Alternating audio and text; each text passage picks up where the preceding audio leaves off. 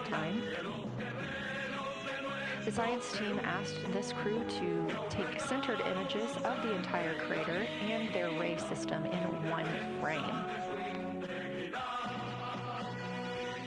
They're also interested in knowing the brightness, texture, and extent of Glushko's rays and how they differ in the mare, or that sea area, versus the highlands. Glushko is considered a young lunar crater, and these observations can help understand material properties of those craters.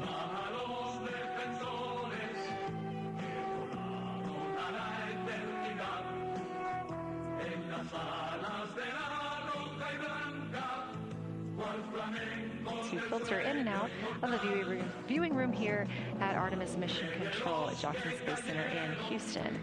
Victor Glover also giving a great science sit-rep and just a description of how it must feel if you were down on the lunar surface while he was looking through that 80 to 400 millimeter zoom lens.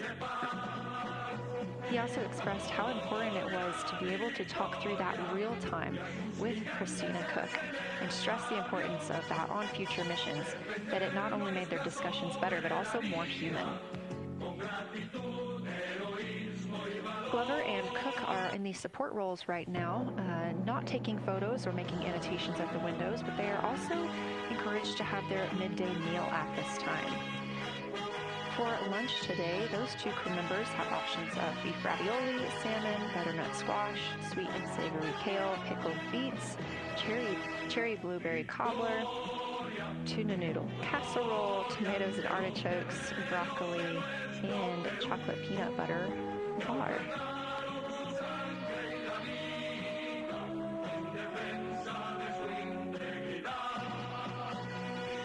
Once Glover and Cook return to the window portion of their flyby today, Reed Wiseman and Jeremy Hansen will get into their midday meal.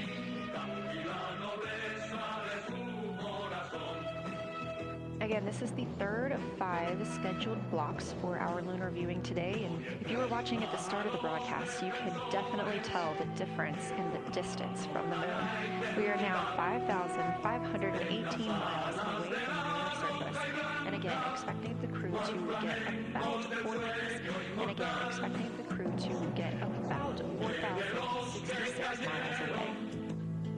They are currently 252,050 miles away from Earth, and every mile is a new record, having surpassed the Apollo 13 milestone for furthest distance earlier today.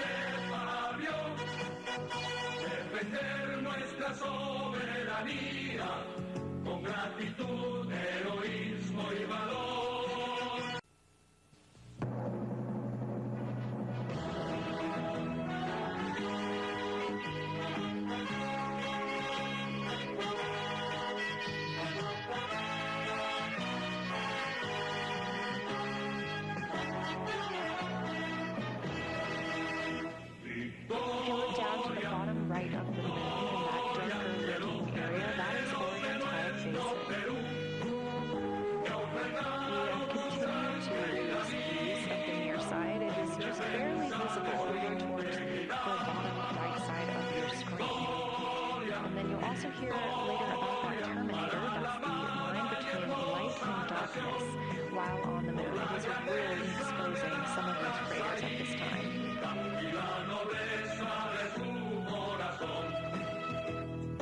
A couple of the other features in view right now are Hertzsprung Basin and Babylon Crater. Hertzsprung Basin is nearer to the center of the moon, closer to that terminator line right now, and Babylon Crater is just on the outskirts of it, closer again to the terminator.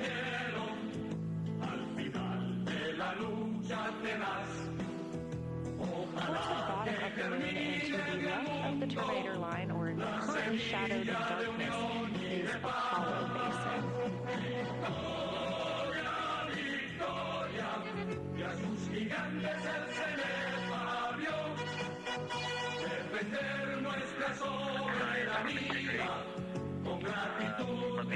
How far we are.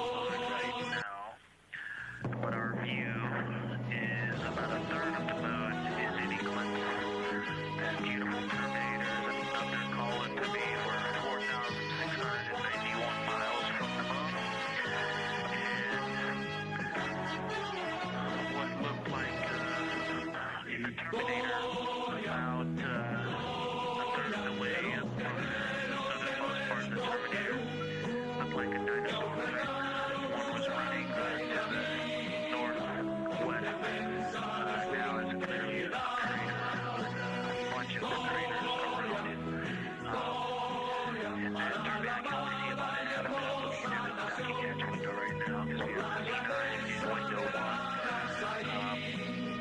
But Terminator has moved.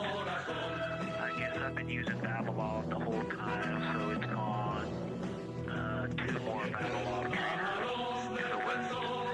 So a few more features are starting to peek out into the sunlight there. With that left angle, and so you still have ridges and valleys showing up very clearly, a very jagged Terminator. A few islands of light out there with some high elevation in the sunlight, in that darkness.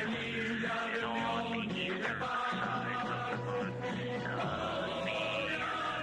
the Grimaldi appears to be one of the farthest east features, and that is maybe 5 degrees from being right on the limb and going off over the horizon. It is interesting, just looking at Oriental, that my first impression of it is all of the dark areas appear lighter, which I think makes sense because it is now facing, well, it's still relatively the same to the sun, but my angle to it is different.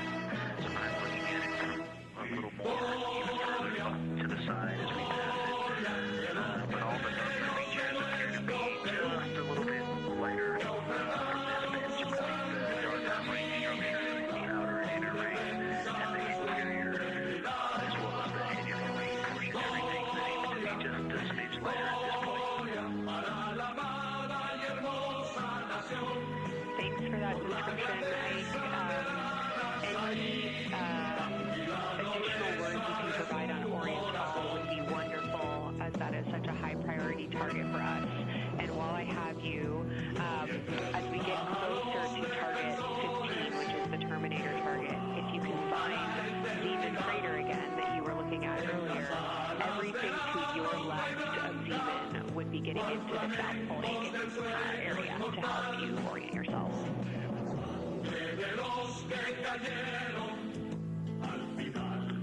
Zeeman is a great waypoint out there. I definitely see it.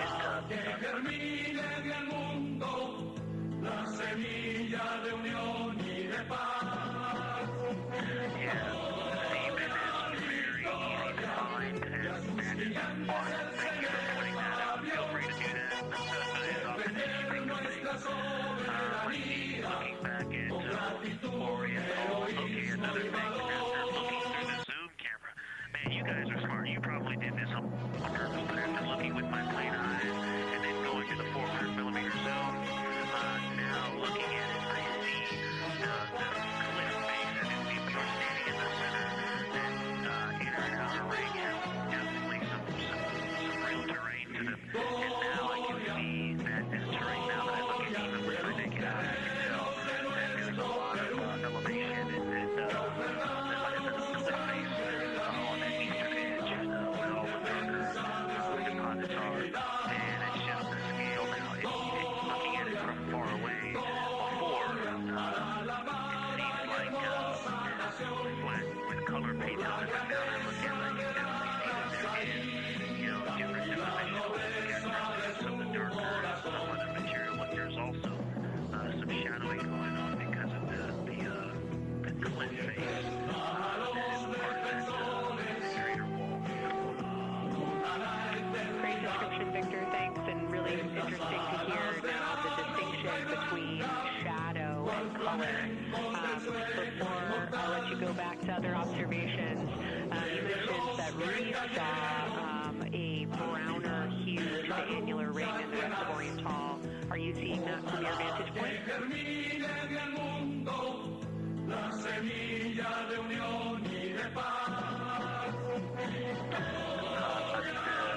The way that I'm looking at Oriental, again, I'm still in the huge window.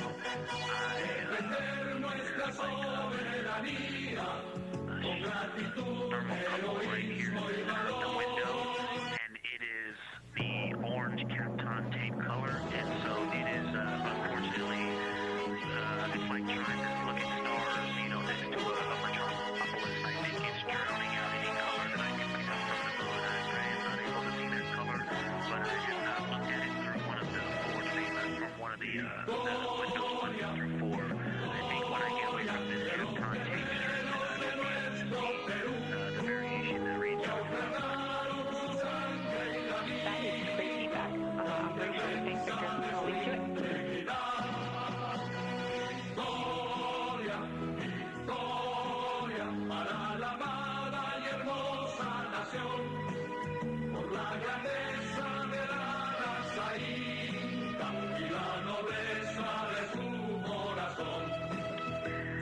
Science integrity with a question from the window team. Integrity to science, here we go.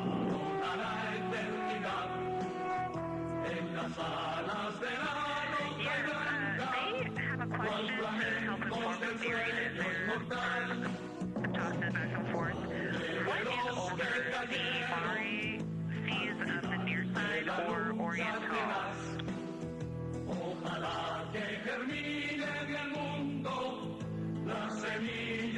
Stand by, integrity. We're going to get you a little geologic history here.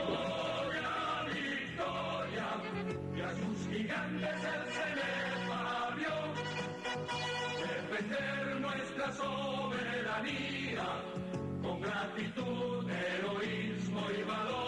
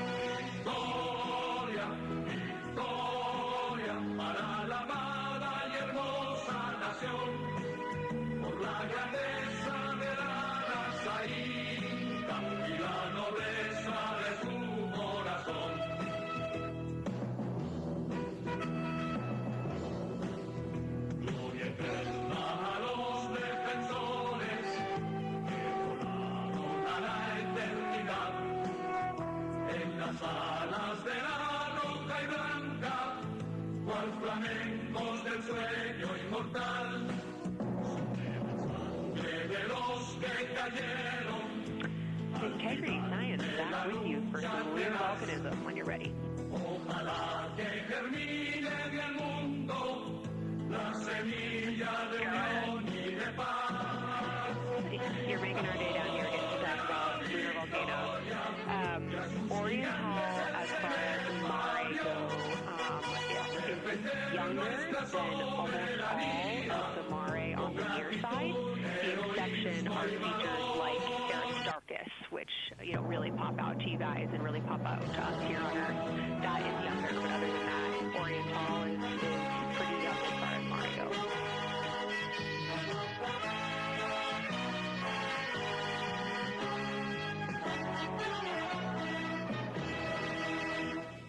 Victoria, victoria de los guerreros de nuestro Perú. We lost better volcanism too. How about when the actual crater was formed? Victoria, victoria para la amada y hermosa nación. Por la grandeza de Yeah, we're going to get you an age for Oriental while we're getting Christina. Can you, maybe you've heard the window team talk about the sort of contacts around Oriental, but because that material is so much younger, if anything passed out to you about physical relationship between that and surrounding terrain, we'd love to hear it. cual flamencos del sueño inmortal.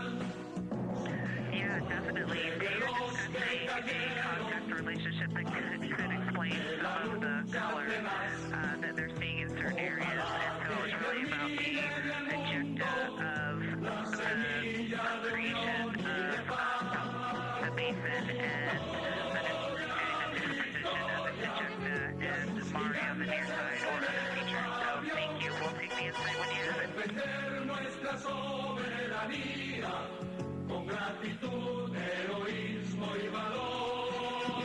integrity, and I know Jenny wants to get to you with some topics, so I'll leave you with Oriental is 3.8 billion years old.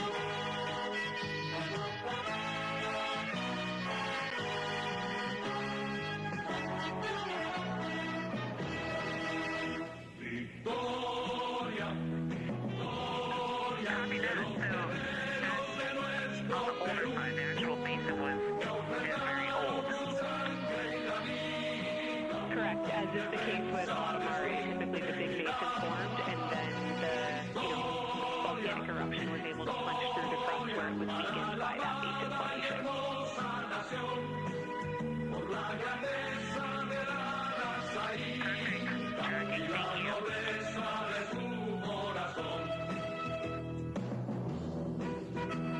NASA astronaut Christina Cook calling down some questions to the science team on Consul. The voice you're hearing with those answers is Dr. Kelsey Young. She was joined by Trevor Knapp on Consul today. Christina asking about the age of Oriental, specifically the Mare regions. Those are those dark regions that you see. They are paved or filled by volcanic deposits. La semilla de unión y de paz. Victoria, victoria, y a sus gigantes él se les abrió. Defender nuestra soberanía con gratitud, heroísmo y valor.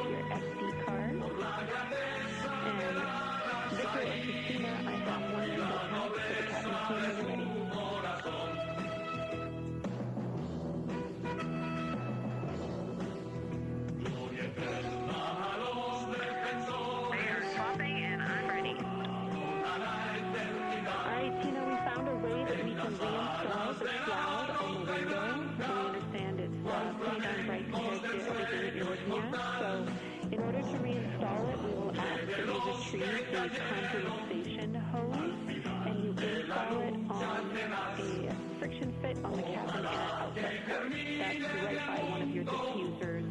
You're going to point that little condensation hose such that the air is flowing over the window pane. Let me know when you're ready for the stove to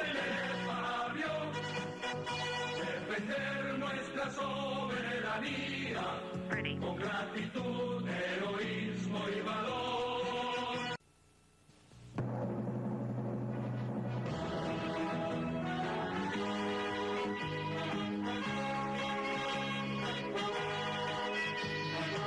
Christina, the hose is in locker A1.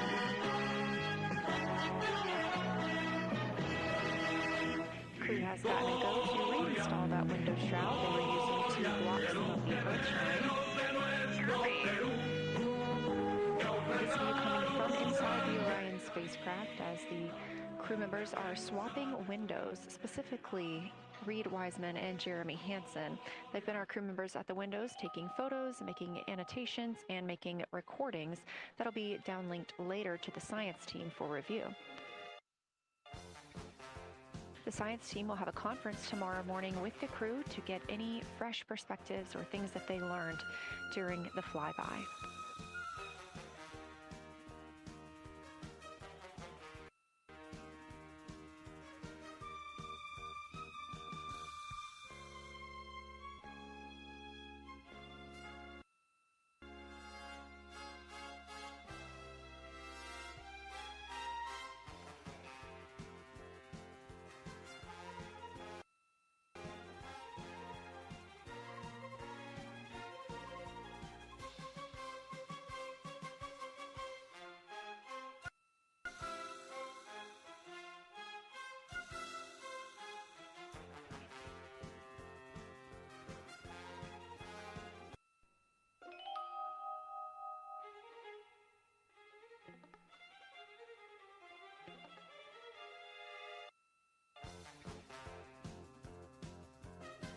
Again, we are now in the third of 5 observation blocks for the crew scheduled for today.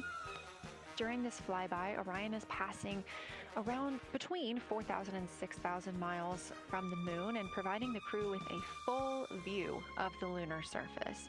It's a higher vantage point and much farther than Apollo's lunar orbits on average. So from this view, astronauts can observe both the North and South Pole and large-scale geologic features in one single view.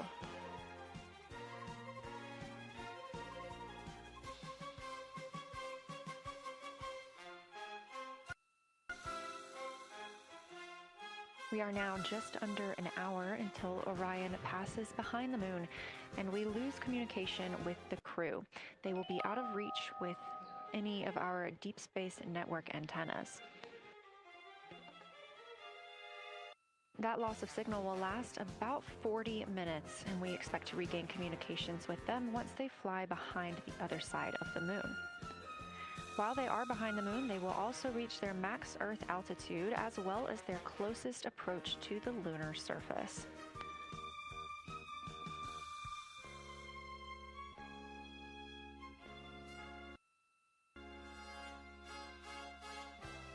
The view you have right now is a live stream from a camera on Orion's solar arrays. You are looking at a live view of the moon, and 4 people are inside that spacecraft taking pictures of it, telling us everything that they are seeing. The first humans to do so in over 50 years. They'll be sending those pictures down for all of us to enjoy, and of course, especially the science team, who are very excited for what they are learning today.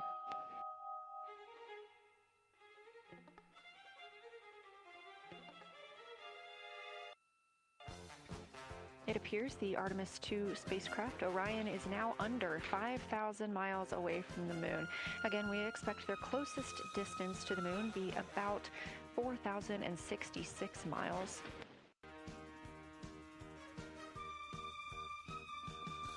That is an estimate at this point, and we will make sure to share that closest approach distance once we receive it.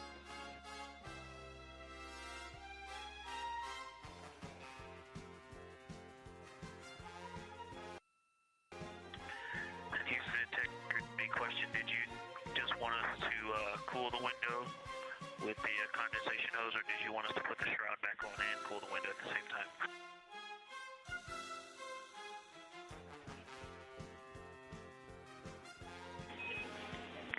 Victor, we definitely want you to cool down the window with the condensation hose. It's crew preference whether you put the shroud back on. The hose will allow you to do that if it helps with your lunar flyby.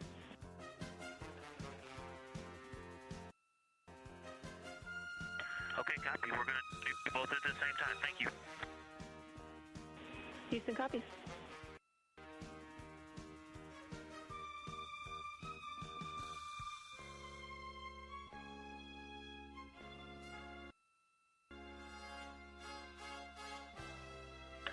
Houston, thank you for that suggestion. The cabin is darkened again, and that makes a big difference for the imagery. And for science, we are now seeing a half moon.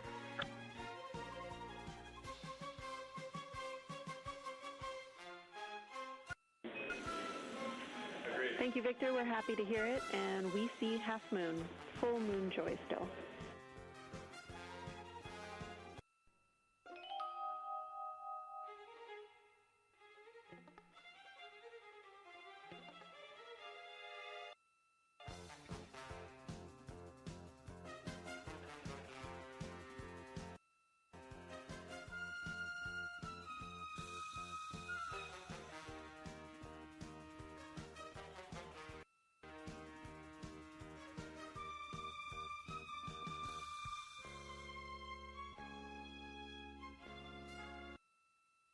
Crew reporting from Orion that they are seeing half the moon, which is about what it looks like here from this view from the spacecraft. However, what has become a little bit of a catchphrase for this mission, everyone is reporting full moon joy.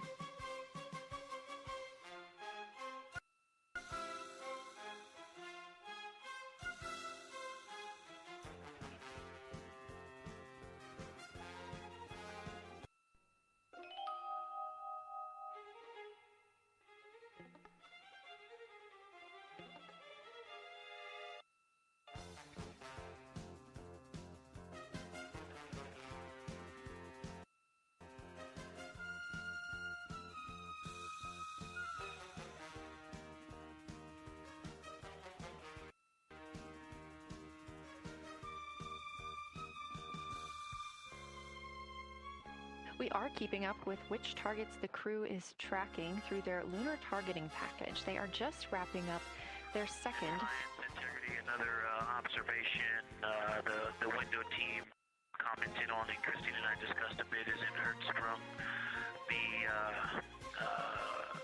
The solid and intact crater is very smooth.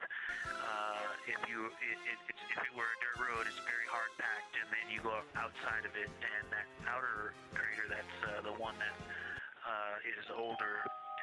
It is a little rougher and more jagged. It starts to get into more loose-looking terrain, and the smooth interior also causes the craters that are inside of the larger crater, the smaller craters, to have really sharp edges, sharp, distinct edges.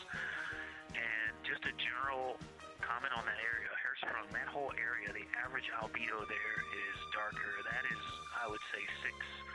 And the average albedo around Oriental and between Oriental and Ohm, excluding the wedge, the darker wedge, is more on the 6-7. And that they also seem to be different texturally. Christina described it earlier around Hertzsprung, and then from Hertzsprung toward Oriental, there appears to be a frozen, a rippling pond, frozen, or like choppy waves when it's windy out, choppy water, and then it freezes instantly. That's the texture. If you walk down there barefoot, it looks like it would be hard on your feet, like lava after it's cooled. It would be pokey, except for right there in the center of Hertzsprung, it looks paved, like a paved road, nice and smooth.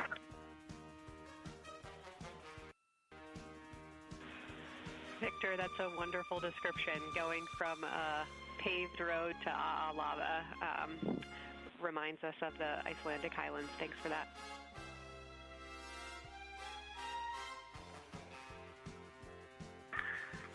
In science, another in the interior of the very intact, the interior of the intact crater at Hertzsprung is albedo variation. I think I heard one of the window crew maybe say color variation, but definitely albedo variation. There's lighter patches and slightly darker patches. It's not swirling, it's just patchy. It just has spots that are lighter, and I would say a predominantly darker average area. Great descriptions, Victor. Thanks. Not swirly, just patchy is really helpful for us.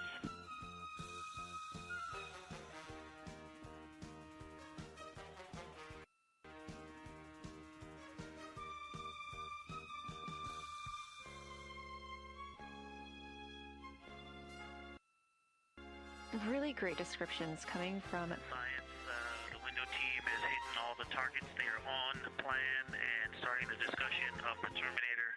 And boy, I am loving the Terminator. I think I know it's not purely a moon feature, but what it does to the features of the moon, to the terrain, I've probably spent the most time describing into my recordings and thinking about and looking at the Terminator.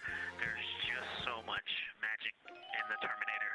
The islands of light, the valleys, what look like black holes, you'd fall straight to the center of the moon. If you stepped in some of those, it's just so visually captivating that the Terminator is the most striking thing that I've seen so far. We've been loving your evocative descriptions, Victor. You really are bringing us along with you, and we're following along with visualizations that pale in comparison to your descriptions. Thanks.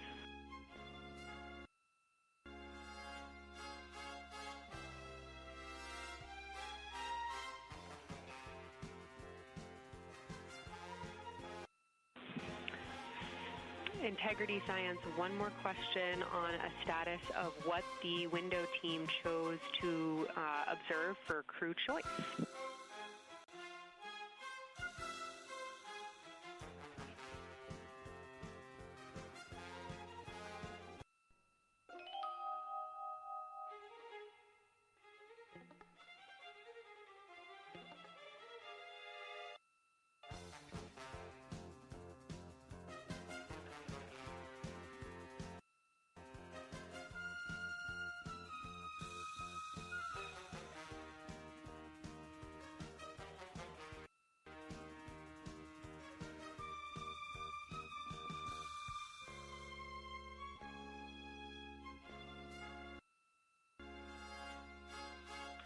window 2 talked about Vavilov, look for suspended dust, and the Terminator. And window 3 about the experience and about the three-dimensionality of the moon this close. Wonderful. And another observation about Oriental, I would say, is the features going off to the southwest, the two large, almost look like scratches in the surface. I don't know if they're rays or canyons or collapsed lava tubes, but two distinct features that are almost parallel going off southwest from Oriental Basin. They are the first things that made me notice parallax of our trajectory looking out at Oriental. That and in the inner walls of the east side of the crater rings, you really get a sense that we're flying over something with elevation and terrain, and that they look different from this orientation. Love to hear it, Victor, and you had it that those chains are actually crater rays, secondary craters formed from the formation of Oriental.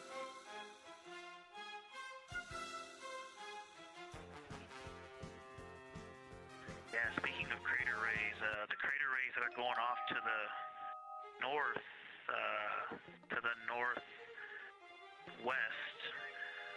that run off toward Hertzsprung and I believe toward Vavilov. I'm not looking at it right now, but those crater rays are very interesting. They're all very small. I know you've imaged this, but they're all small and they look like, you know, a big impact launched rocks and things that made smaller impacts down the way. But something very interesting, and again, you can see this in imagery, but some of them are parallel, and then some of them converge toward the center of Oriental. And then I think I even saw some that maybe diverge, which not diverge, but that are convergent, which indicate multiple large impacts that created a lot of secondary impact crater rays. Fantastic, Victor, and I'll note that we can infer that you're looking down at your freshly named Integrity crater, which is near the end of one of those beautiful crater rays from Oriental. Thanks for the description.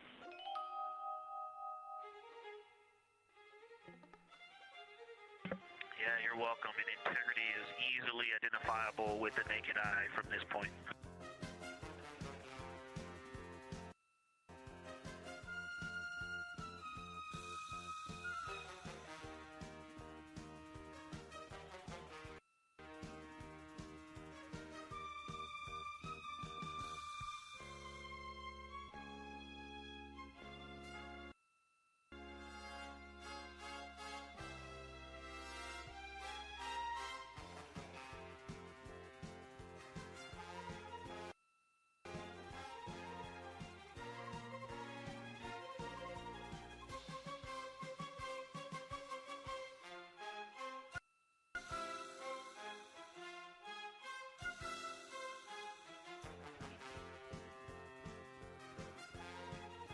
We've been hearing some great situation reports from Victor Glover, the pilot of the Artemis II mission, calling down to the science team, letting them know what he is seeing. And one of those things is Hertzsprung Basin. If you look just to the right of the Terminator, that is the difference between light and darkness on the moon. You can see what he's describing when he says Hertzsprung Basin and how it looks a little bit paved in the middle there. It's almost in the very center of the moon in this view, coming from the Orion spacecraft and a camera mounted on its solar array.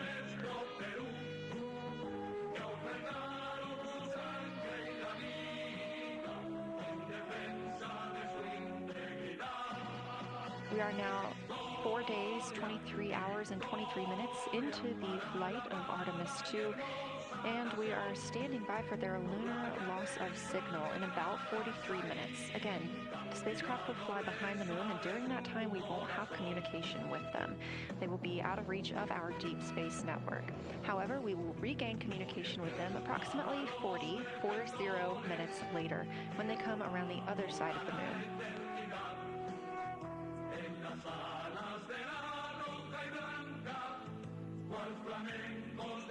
The crew aboard the spacecraft are currently discussing the Terminator, that difference between day and night. The science team is interested in learning about the topography and the color of the lunar surface, and it's already been very interesting to hear that they have seen colors like greens and browns while looking at the moon. Some of the questions that they are hoping the crew will discuss are how do the quantities and sizes of craters and mountains vary along the Terminator, and they are looking for the crew to describe the topography of features along or near the Terminator. They're also looking for more information on any color or tone variations, and they're hoping that the crew will take images to illustrate their findings. Glover reported earlier that the crew has missed none of their targets when they are photographing at the window. We aren't hearing the conversations that the crew is having right now, but these are being recorded to their personal computer devices, PCDs, and those will be sent down to the science team. The science team will have a conference with the crew tomorrow morning to discuss their findings and experience when looking at the moon today.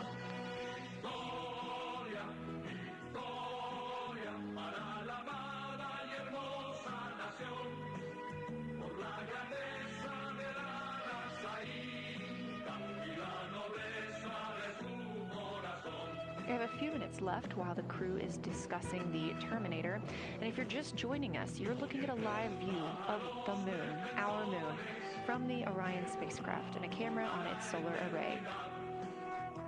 Inside that spacecraft, 4 astronauts, Reed Wiseman, Victor Glover, Christina Cook, and Jeremy Hansen, first 4 people to fly around the moon in over 50 years.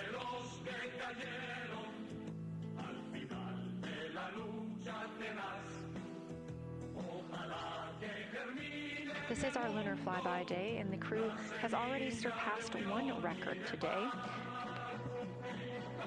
The crew passed the Apollo 13 distance record at 12:57 p.m. Central, 1:57 p.m. Eastern. Canadian Space Agency astronaut Jeremy Hansen calling down that he hopes it's a record soon broken by other explorers.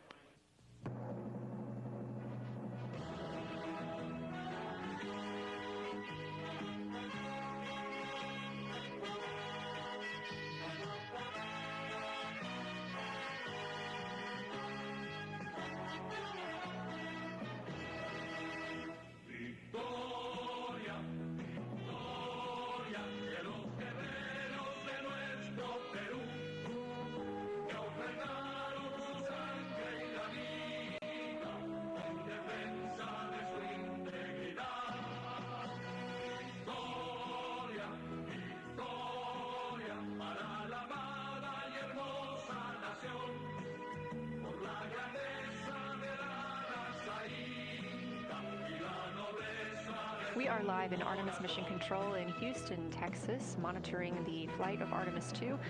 All of the flight controllers here, each monitoring a different system aboard the Orion spacecraft. Integrity Houston, we are ready for our cabin and window teams to swap again. We have a 15-minute handover time here, and I have a couple of items I want to read up to you. They'll require you to write something down on your knee boards, so let me know when you're ready.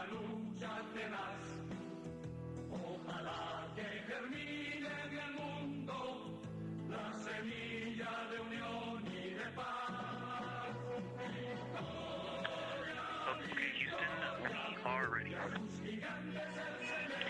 Copy, Integrity.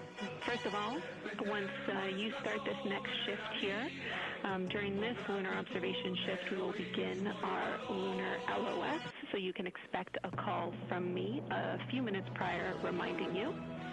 And second of all, FIDO just sent us updated altitudes and METs for lunar closest approach and max Earth altitude. Let me know when you are ready to write those down. They differ slightly from Optimus.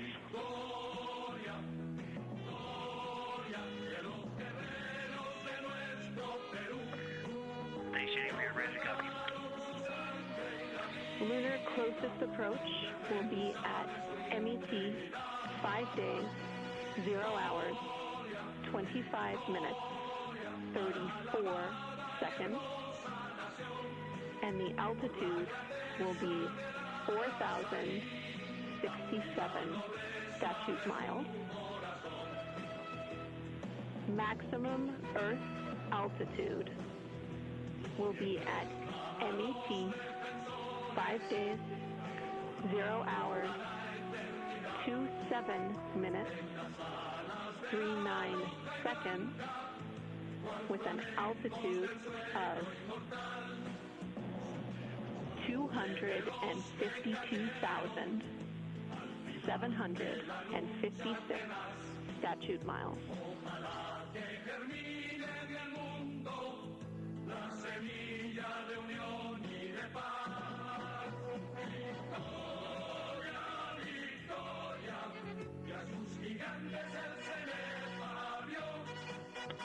The crew really wants to ask for that in kilometers and in parsecs, but thank you for that.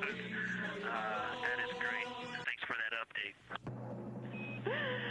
I'll send Fido to work, and I appreciate the metric.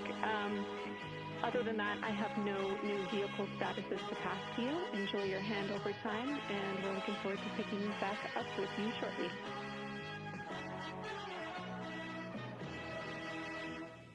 All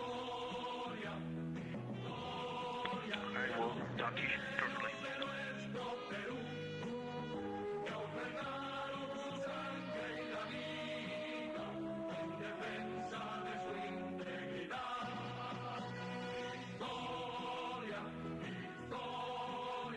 Those words called from Capcom Jenny Gibbons, CSA astronaut and Artemis II backup crew member, to the crew working aboard the Orion spacecraft.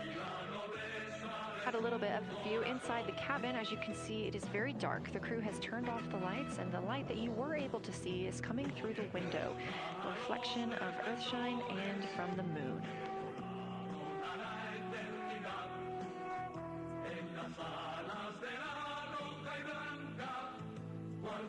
The crew is moving into their next observation block, meaning they are taking time to switch cabin and window teams. We've had Reed Wiseman and Jeremy Hansen at the windows taking pictures and making annotations and recording some audio files that will be downlinked later to the science team. Meanwhile, Victor Glover and Christina Cook were in the background serving as support. They were also timelined to enjoy a little bit of their midday meal. Now that we are swapping positions, the support team becomes Reed Wiseman and Jeremy Hansen. They will be in the background helping with SD card swaps, as well as providing those situational reports to the science team.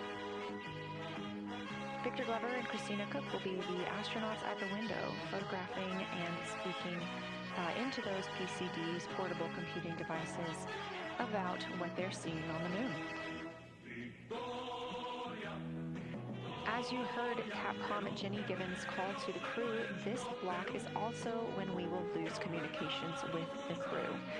That LOS, or loss of signal, scheduled to be less than 35 minutes from now. We anticipate to be out of signal with them for about 40 minutes, and will regain that communication once they've flown around the other side of the moon.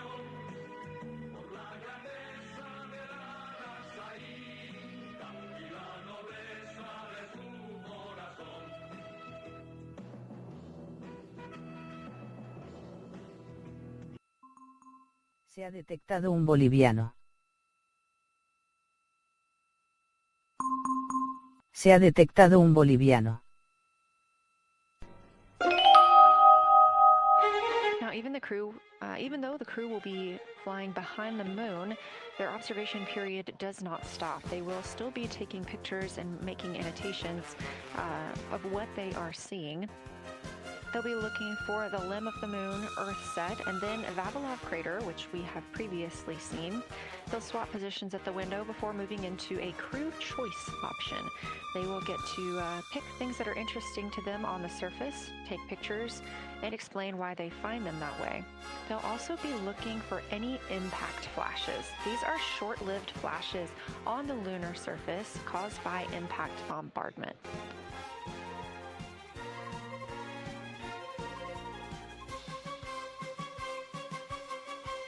Just before Earthrise, the crew will be looking for lofted lunar dust. This may be lofted just above the lunar surface, and we could only see it just before Earthrise along the dark western limb. Any Earthshine would illuminate potential lofted dust. But once the crew is all the way around the Earth, the brightness of the Earth will wash out any of that dust they might be able to see. These were based on observations from Apollo missions and orbital spacecraft, and so we're very interested to see if the crew might be able to capture some of that lunar dust today.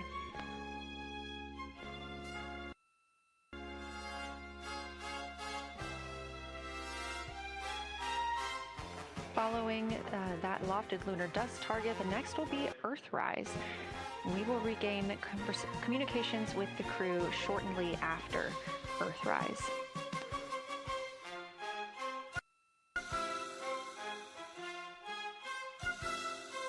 There will be a short observation break period where the moon is not in view. That's because we are also anticipating the crew seeing an eclipse today. The moon won't be in view because the team here in Mission Control Houston will need to change the attitude of the spacecraft and ensure that its solar arrays are gathering light from the sun heading into that eclipse period. So we will have communication with the crew, we just won't be able to see the moon. However, we will have views during that eclipse time frame. During that time, the science team is looking to know, it will only be illuminated by Earthshine at that point. So they want to know what the whole moon looks like overall, but they also want the crew to look into deep space and potentially see if they can spot any planets.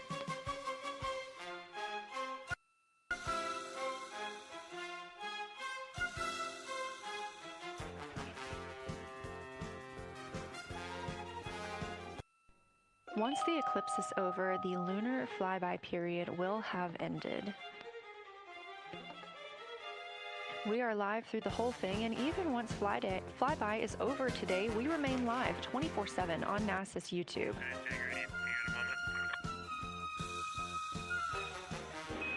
Go ahead.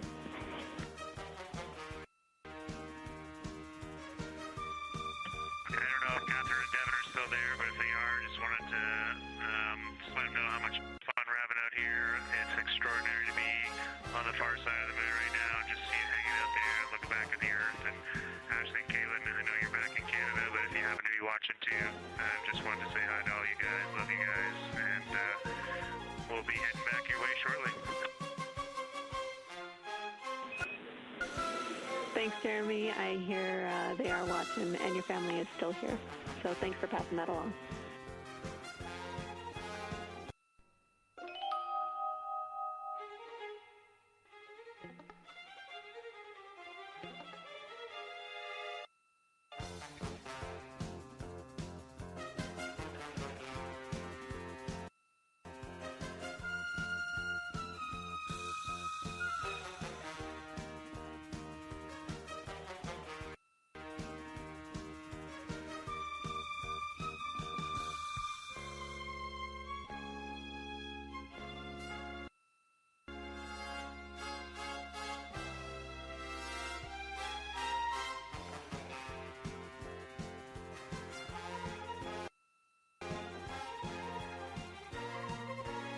This view inside the Orion spacecraft, and it's a little hard to make out, but on the left there, that is Jeremy Hansen just calling down some well wishes to his family, joining us in the viewing room and watching online. Currently in the window are Victor Glover and Christina Cook. They are taking pictures outside of the window as they are now in their flyby observation block. At this time, Reed Wiseman and Jeremy Hansen are serving as support crew members, and they are also going to have an opportunity to enjoy their midday meal at this time.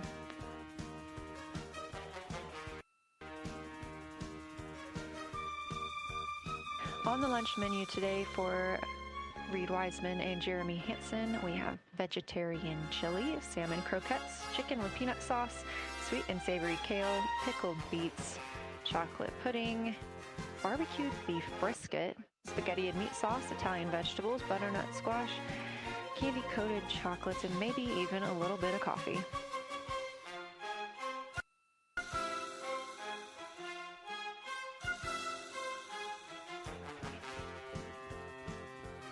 And if you look closely, you can see it looks like they are getting into some of their food for the midday meal. All of the food on the spacecraft is rehydratable. We don't have an option for fresh food as there's not a refrigerated section of the Orion spacecraft. So all of this food can either be rehydrated or eaten straight from the package, just depends on what the food actually is. And for food that needs to be rehydrated, there is information on each package of how much water needs to fill that bag and what temperature it needs to be.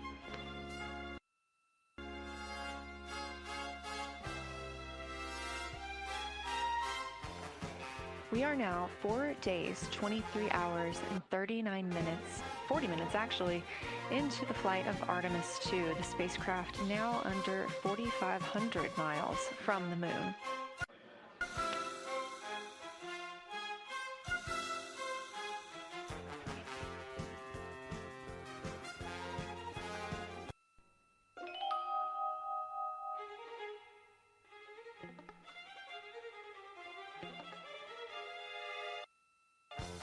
We are now also under 30 minutes away from loss of signal with the astronauts. We will regain that communication about 40 minutes later.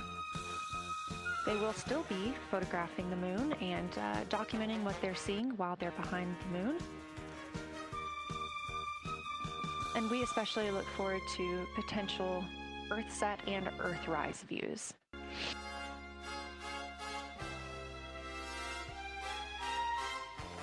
As you can see on the left side of your screen, we are streaming this solar array camera view throughout the flyby.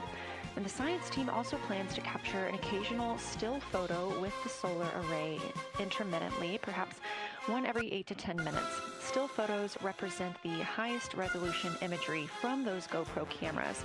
So starting 5 minutes before Earthset and loss of signal, the science team will capture a series of photos, one every 30 seconds, to include Earthset, all the way through 5 minutes after Earthrise and acquisition of signal. In order to capture these frequent photos, the solar array camera that we were streaming will need to switch to time-lapse photo mode. So during this time, the streaming video quality won't be as sharp as you have it right now, but we want to ensure that the science team captures the data that they need during these time frames. And we really look forward to seeing those higher resolution images once they're available. But with the view you are seeing right now, we are sharing bandwidth on the Orion spacecraft with every system that is keeping the spacecraft powered and the crew alive, especially the environmental control and life support system. As this is the first flight with crew, this is also the first flight of a life support system, keeping the crew healthy and safe on the way to the moon and the way home.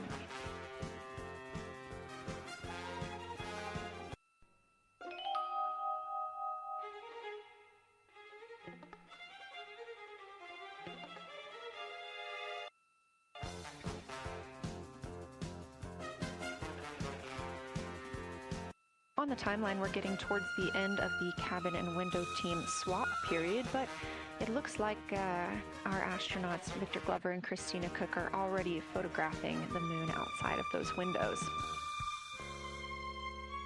The next target is Ohm Crater, and this is something that they have photographed previously during the flyby. This is a small, complex crater with a prominent ray system, and as referenced earlier, it's the size of the Eye of the Sahara. That Eye of the Sahara is a feature in Mauritania. Seeing this crater more than once throughout the flyby allows the crew to photograph it at different lighting conditions.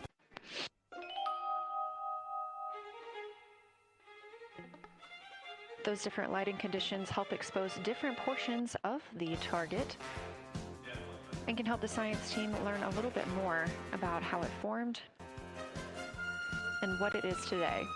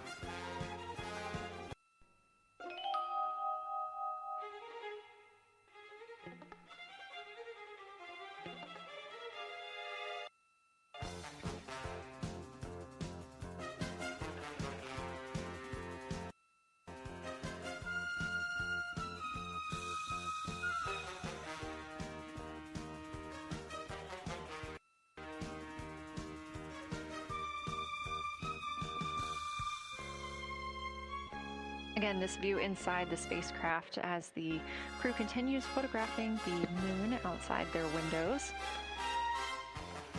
They have turned the lights off to allow them to better get photos of the moon, preventing any reflections from coming in from the spacecraft.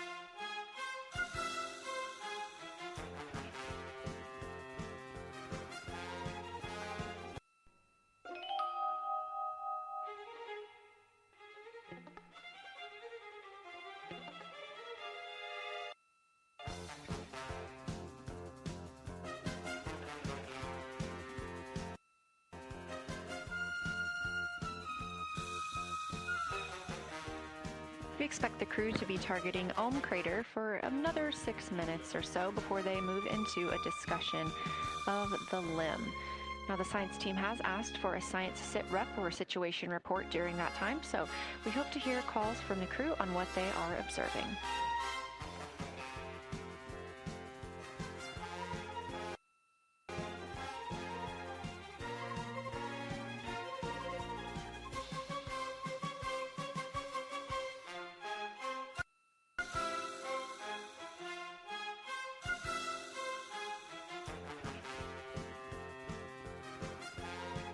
If you've been following along, at the start of the day, we did have much more of the moon visible. And even just an hour or so ago, we could see about half of the moon. We are now continuing to see more of the far side and that darkness where the moon is not reflecting light from the sun.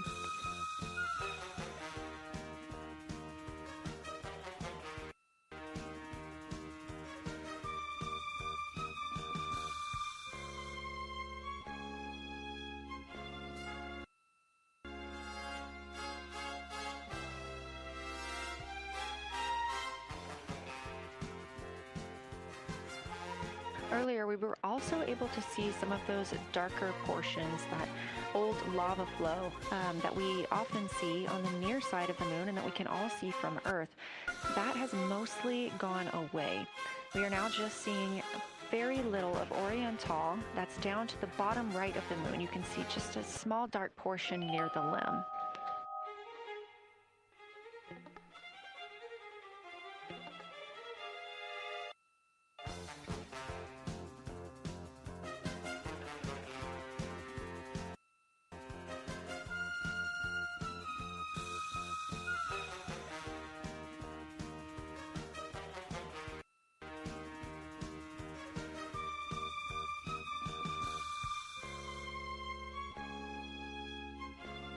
We are now about 18 minutes away from loss of signal with the Orion crew. Again, we use the Deep Space Network to communicate with the crew members when they are this far from Earth. This is the first mission since Apollo when we have had humans on the Deep Space Network.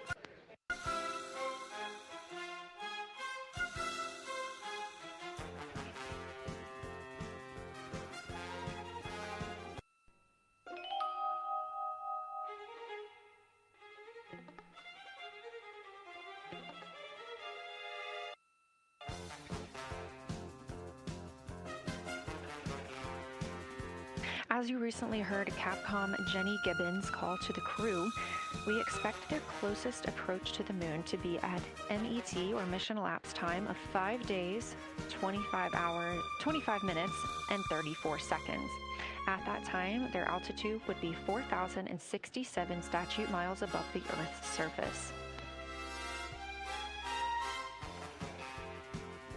Just over 2 minutes later, they will reach their maximum distance from Earth at mission elapsed time 5 minutes, 5 days, 27 minutes, and 39 seconds.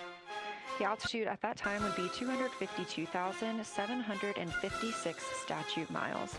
These are our latest numbers, and we'll make sure to verify and confirm those once those milestones have been achieved. Obviously, we will be without communication to the spacecraft at that time, so once we regain communication, we will make sure to find out those numbers and report those to you.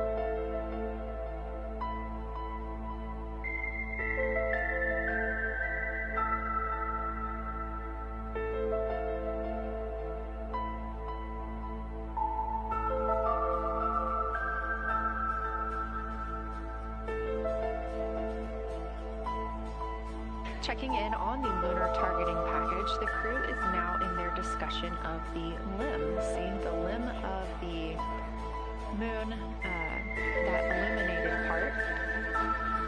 Currently at the windows taking photos and making annotations are Victor Glover and Christina Cook. We are expecting loss of signal in about 13 minutes. We will regain that signal with the crew about 40 minutes later.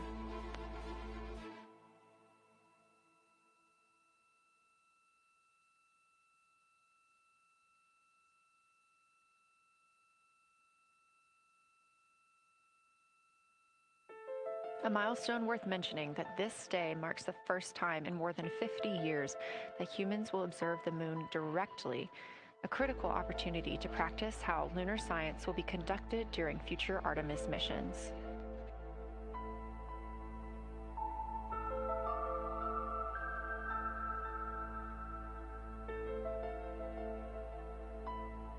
I've continued to reference the lunar targeting package throughout this broadcast, which is the primary tool guiding the crew observations, and that consists of two key components. The first of those is the Lunar Geography Review, which helped the astronauts study major lunar features in advance. That also helped them learn to orient themselves during the flyby. The Lunar Targeting Plan provides a detailed timeline of observation targets, background science context, and specific instructions for the picture the crew should take, and verbal descriptions of what will be helpful to the science team reviewing those pictures later. That's what we've been tracking real time and what the crew is using right now to keep up with their next milestones.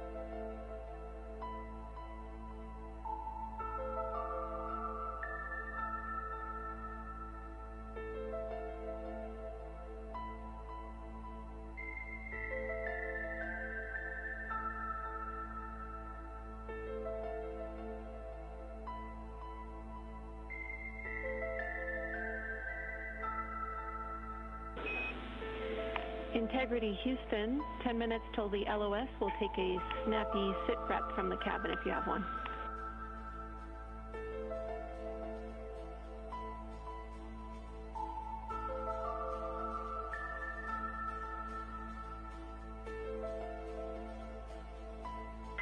Okay, Jenny, that came, we missed most of that, but just a 10-minute warning, is that what you're saying? 10-minute warning for the LOS, and I'll take a quick sit rep from the cabin, please.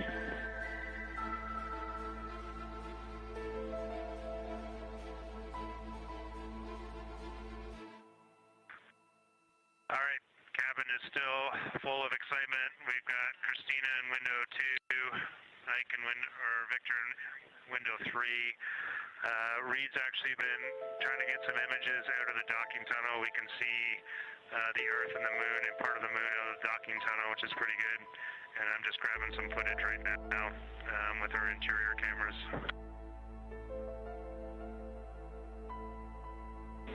Copy, Jeremy. We'd like to know what camera Reed is using and also the status of window 1. Looks like there might be a shroud removed.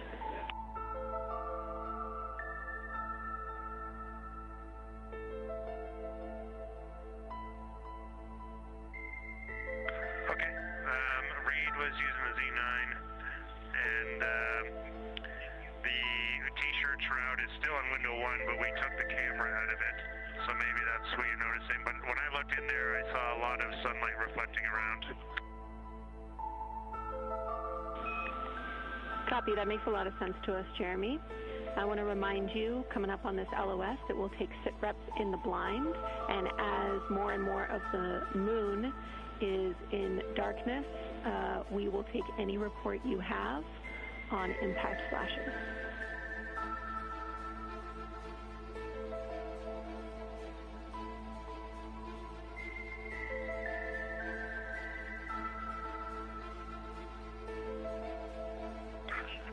All right, Jenny, you have to say again your last. There's a lot of conversation here, and I was on the other side of the cabin, so I missed all of it. Look out for impact flashes, and we'll take sit reps in the blind.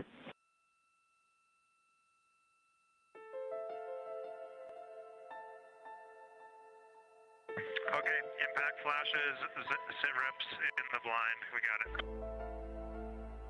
And yeah, just so you understand what's going on with window 1, there is light coming through the outer hall from window 2 into the inside of window 1, if that makes sense. Like I can see the inside of the vehicle when I look between the two panes of glass. Copy.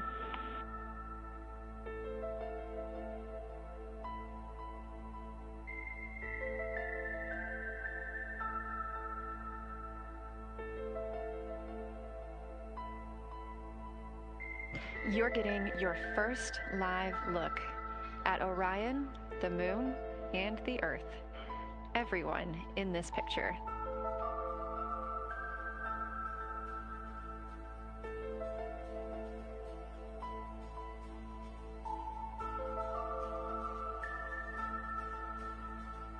This is a live view from the Orion spacecraft.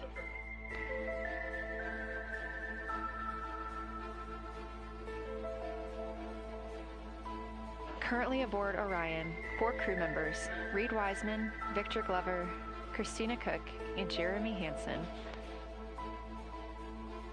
And on the Earth, all of us, all of humanity.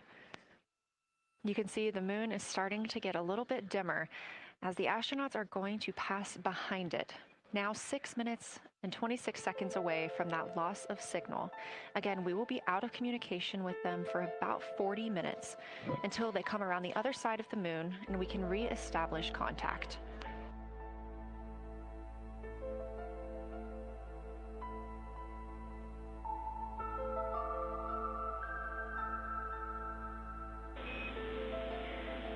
Integrity Houston, you are 6 minutes from your 40 minutes lunar flyby LOS. From all of us, it's a privilege to witness you carrying the fire past our farthest reach. Thank you. Godspeed.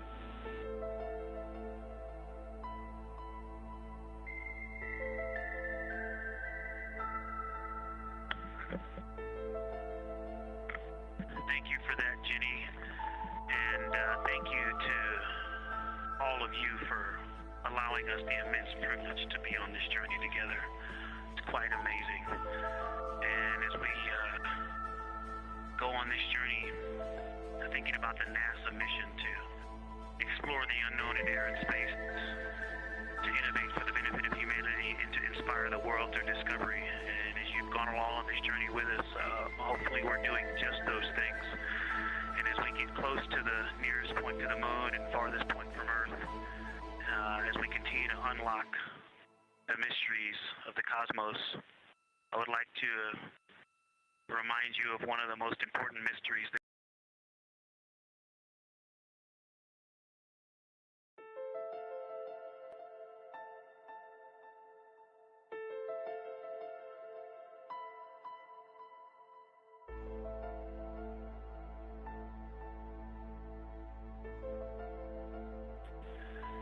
As we prepare to go out of radio communication, we're still to feel your love from Earth, and to all of you down there on Earth and around Earth, we love you from the moon. Listo, ahora sí, ¿no? Se escucha, está. Confirme, On ¿eh? the other side.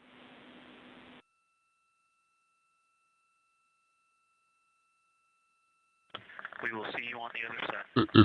Esto es histórico, hermano. Good evening, ¿eh? Good evening. Esto es histórico. Ya está la cápsula Orión, ¿no? Se llama Orión, ¿no? Está orbitando la Luna. Se nota, ¿no? Se puede apreciar cómo oscurece, ¿no? El lado oculto de la Luna. Está oscureciendo, ¿no? ¿Dónde están los alienígenas? Acá ya empiezan a conectarse. Por un tema de copyright no podemos transmitir en el canal principal. De fondo se ve la Tierra, ¿no? El planeta, aquel punto azul que diría Carl Sagan, ¿no? Aquel lejano punto azul, ¿no? Vamos a dejar el link para los que quieran ingresar. Ya estamos. Esto es histórico, hermano. Histórico, ¿ah? Estamos transmitiendo para Pie Dulce TV, ¿ah? El nuevo proyecto que tenemos. A ver. with the Orion Parece que astronauts. se va a perder, ¿no? Se va a perder la señal en cualquier momento. The Artemis II crew will be out of En signal cualquier for about momento, 40 hermano. minutes as they are on the other side of the moon, continuing their work photographing the lunar surface, and they will reemerge. ¿Y And we dónde will están also las get this estrellas, view hermano? on the other side. Yo te voy a dar un truquito, ¿ah? Tú en la noche, coge tu celular con la cámara e intenta filmar el cielo. Te vas a dar cuenta que no vas a poder. No vas a poder filmar las estrellas. Y eso tiene una explicación, ¿ah? Porque es el brillo de las luces de la calle o las luces del sol, ¿no? Porque mira, el sol está dando directo, ¿no? En la nave. Entonces, las luces son tan potentes en el vacío del espacio que las cámaras no pueden percibirlas, ¿no? Y entonces se ve todo oscuro. Es así, hermano, todo tiene una explicación, ¿no? Listo, empezamos a llegar, ¿no? Al lado oculto de la Luna, la sonda Orión, Just ¿no? about a minute and a half Tripulada now por until we lose 3 personas communication with the y un astronauts aboard negro, Orion ¿no? on the Artemis 3 II seres mission. humanos y también, ¿no? Un Now, 5 days afroamericano, and ¿no? 6 minutes since their launch on April 1st. Again, we'll be out of communication for about ¿No? 40 Ahí está, minutes. están entrando, la sonda And Orión this está really entrando a la beautiful órbita de la view of Luna, a crescent moon va and a dar crescent el Earth. giro para How los que great thou tienen art. tal vez cierta memoria de cine. Recuerdan cuando la nave Libertad, ¿no? Libertad y Unión en Armagedón llegan a la Luna y hacen un giro, ¿no? Esto es lo ¡Ey! mismo. Señor, Justo, se llama libertad e independencia. claro, ¿no? ¿Te acuerdas que dan el giro, ¿no? A la Luna. Claro, usan la gravedad de la luna para que los impulse. Claro, ¿qué tal, señor? ¿Qué tal? Que estamos presenciando historia, hermano. A tus 35 años, está viendo historia. 30 seconds now until we 36, señor, lose 36. signal. Qué interesante, ¿no? Que el hombre llegue por segunda vez, o en teoría, ¿no? Segunda vez a la luna, ¿no? Van a recoger muestras, se van a quedar ahí un tiempo. Y me imagino, ¿no? Que van a filmar, ¿no? Todo lo que se puede. Ahora la tecnología, después de más de 50 años, ha avanzado pues mucho más, ¿no? Entonces tienen mayores instrumentos o herramientas para poder sacar más material, ¿no? Y después la gente diga, no, que esto es CIA, que esto está trucado, que armaron un set con la bandera. Yo no creo, yo creo que sí han viajado, ¿no? Al día de ayer, el señor Animerado, ¿no? Dijo que tenía dudas de que era un montaje, ¿no? Pero yo creo que esas son teorías conspiranoicas, ¿no? Porque si no, la Unión Soviética ya hubiera denunciado, pues, ¿no? Claro, y hoy, ¿no? Tiene mucha razón, estamos llegando por primera vez en el siglo XXI, ¿no? En el nuevo milenio, es la primera vez que llegamos, ¿no? A la Luna. Mira, gato, hemos presenciado cosas históricas. Salida de Maduro, la pronta negociación de Cuba con Estados Unidos, la salida de Irán y ahora la nueva llegada a la Luna, hermano. O sea, tenemos con el maestro Trump, hemos vivido 4 momentos históricos. Claro, ¿no? Claro. Como tú dices, la Unión Soviética no hizo nada, ¿no?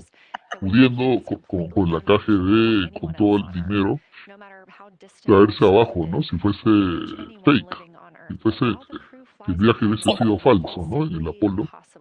Y yo creo que ahora China puede también, ¿no? Puede desarmar si esto fuese falso.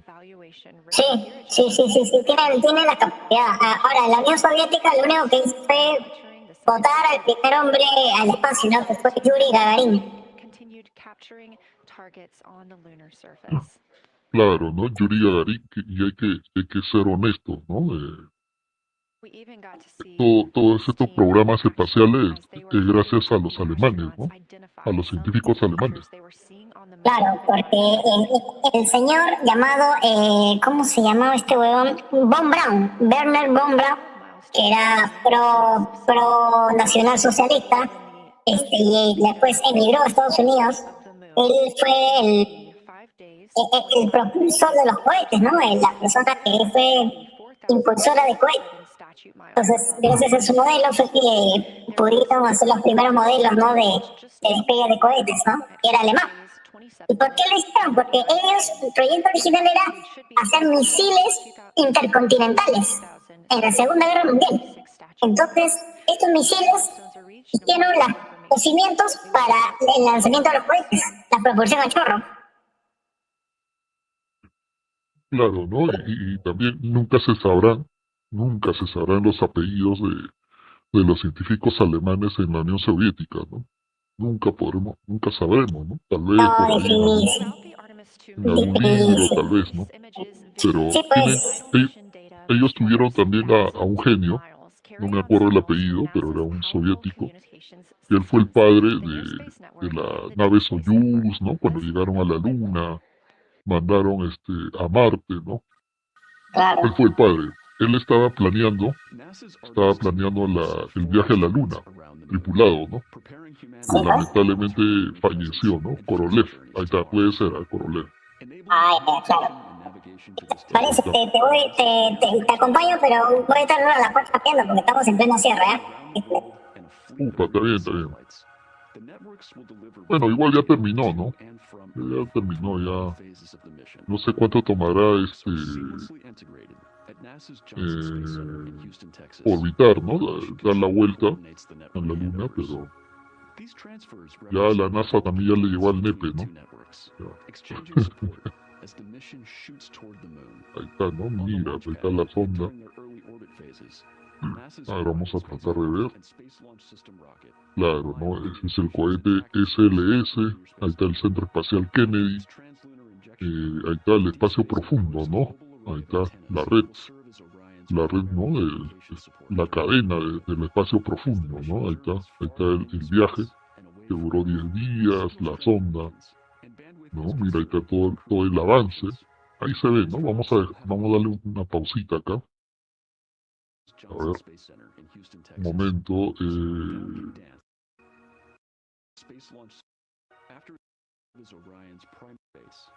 A ver, aquí quédese, ahí quédese, ¿no? Nótese el tablero, ¿no? El tablero que es digital, ¿no? Tiene pantallas LED. Imagínate que el chip o la computadora que tenía el Apolo era, o sea, tú tienes en tu smartphone mayor capacidad de cómputo, mayor capacidad de memoria, mayor capacidad de velocidad, ¿no? RAM, que la computadora del Apolo, ¿no? Era prácticamente una computadora primitiva, ¿no? Una computadora primitiva que, si la memoria no me falla, tenía una capacidad de un disquete, ¿no? De esos antiguos disquetes. Y aún así, viajaron, ¿no? Viajaron a la Luna, el héroe, casi digo Leslie Nielsen, ¿no? No, Neil Armstrong, Buzz Aldrin y John Collins, ¿no? Creo que era John Collins. El diseño de Korolev de usar 36 motores a reacción en el Soyuz para llevar a la Luna. Ahí está, era el método, ¿no? Para alcanzar a la Luna, ¿no? Pero se enfrió en una operación rutinaria. Sí, lamentablemente murió, ¿no? Elon Musk retomó su idea de los 36 motores, y con esa idea es que ellos planean llegar a Marte. Bueno, también están planeando un motor, ¿no? Un motor no sé si es un motor nuclear o es un motor a plasma, pero la siguiente generación de motores ya no van a ser, ¿no? De combustión química, ¿no? No van a ser de combustión. Ahora van a ser nucleares, van a ser motores plasma. La diferencia es que los motores de combustión química eh, tienen un combustible limitado, ¿no? O sea que están obligados a prender los motores cada cierto tiempo, ¿no? Por ejemplo, en la distancia de la Tierra a Marte, ¿no? Digamos que sean 10 millones de kilómetros, ¿no? Digamos, ¿no? Cada millón cada millón de kilómetros van prendiendo, ¿no? El motor. Plan, prenden. Pasa un millón, prenden otra vez corrigiendo, ¿no? Corrigiendo la dirección. Y van prendiendo, apagan, prenden, ¿no? Apagan, prenden. Cada 10 millones para ahorrar, ¿no? Ahorrar el combustible. Y eso obliga que el viaje se demore, ¿no? Algo de 5 o 7 meses.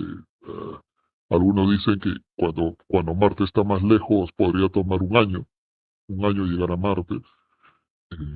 La diferencia con esta nueva generación de motores, como el motor nuclear y el motor de plasma, es que no necesitas prenderlo y apagarlo, ¿no? Es como si prendieras el motor, sigue, ¿no? Sigue empujando, ¿no? Sigue empujando sin parar, ¿no? Sin apagarse, ¿no? Y reduciría el viaje en un mes, 2 meses. Esa es la diferencia, ¿no? Y a eso apunta, ¿no? Claro, Perkin maneja Soyuz. A ver, vamos a dejar el link. 150,000 miles away, we don't see greater. Bueno, están hablando, ¿no? A ver. Claro, ¿no? El próximo destino es Marte. Probablemente este proyecto se llame Ares, ¿no? El proyecto Ares. A ver. Ah, ahí está, ¿no? Claro, ahí que es, a ver. Es el nuevo sistema de comunicación, ¿no? Esta es la nueva tecnología que van a probar, ¿no? En este viaje. Es la comunicación láser, ¿no? La telecomunicación láser, ¿no? Que puede llevar más digamos, de mayor carga, ¿no? De mayor carga, ¿no? Va a ser en tiempo real, probablemente el enlace o la transmisión que vimos, ¿no? Del viaje haya sido con telecomunicación láser, ¿no? A ver, digamos.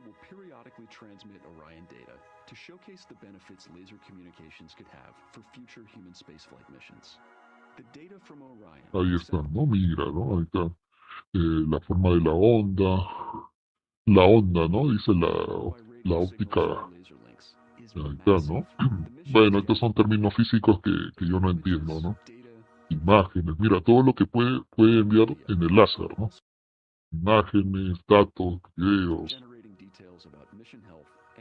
eh, misión, ¿no? La salud de la misión, claro, esto debe ser el estado de la salud de los astronautas, ¿no? Ahí está, la tripulación, ¿no? Dice, la voz es de la tripulación, ¿no? Claro, ¿no? Obviamente esto se refiere a la radio, ¿no?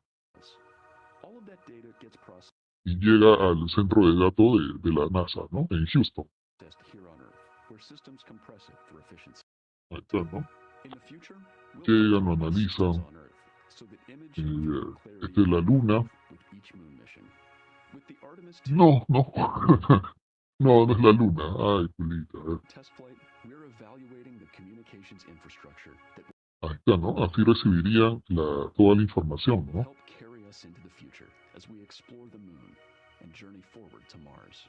Y todo están preparando para el viaje final, ¿no? El viaje final a Marte.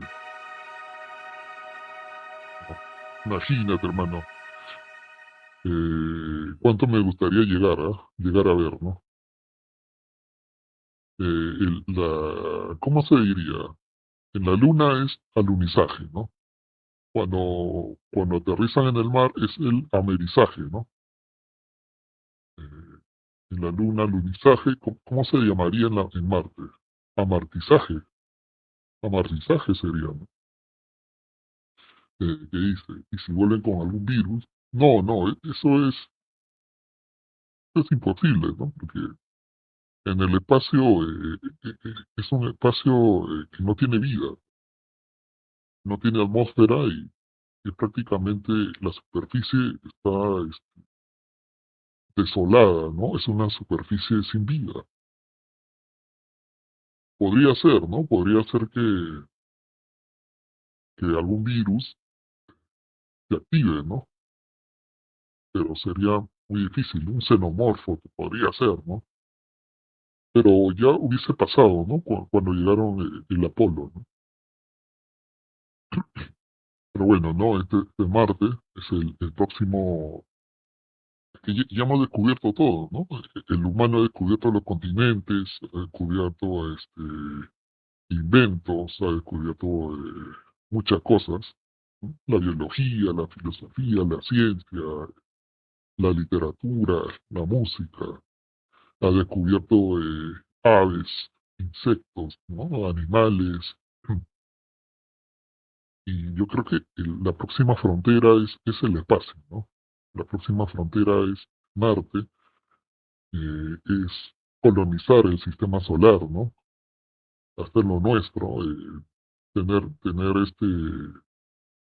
colonias en Titán, en Ganímedes, tener colonias flotantes en Venus, tener colonias en Ceres, tener una colonia habitable en Marte, ¿no? Autosuficiente, tal vez que vivan bajo cúpulas o que vivan bajo tierra también, ¿no? Imagínate de acá a 100, 200 años que Marte se independice, ¿no? Se independice de la Tierra. Imagínate ese drama, ¿no? Un drama geopolítico. Pero eso ya es lo que le gusta a las series, ¿no? Esto se vio en la serie de la expansión, ¿no? Trump le agarró el cuello a Musk y le dijo, déjate de cojudeces. Necesitamos poner una base lunar antes del 2030 y ya los siguientes 10 años es solo la luna. Ahí está. missions, but the human experience, the crew. Reed Bueno, sigue, Wiseman, Victor sigue Glover, en Christina el Cook, espacio, and Jerry. en la cara oculta, ¿no? Dice, señor, aprovechando que hoy se habla ¿de qué? A ver. Y en 500 años, unos marcianos, cabritos, gritando, no nos descubrieron, fuimos masacrados, se repite la mariconada, ¿no? Claro. Que dice, del espacio a la luna, póngase el avatar de Pedro Paulet. Hay una serie que se llama The Fans, a ver, voy a colocar. La recomiendo, ¿ah? La recomiendo para que la vean. Es una excelente serie, ¿ah? A ver, un momento. Qué buena serie, hermano. Está sobre la colonización humana en el sistema solar, ¿no? A ver, vamos a ver.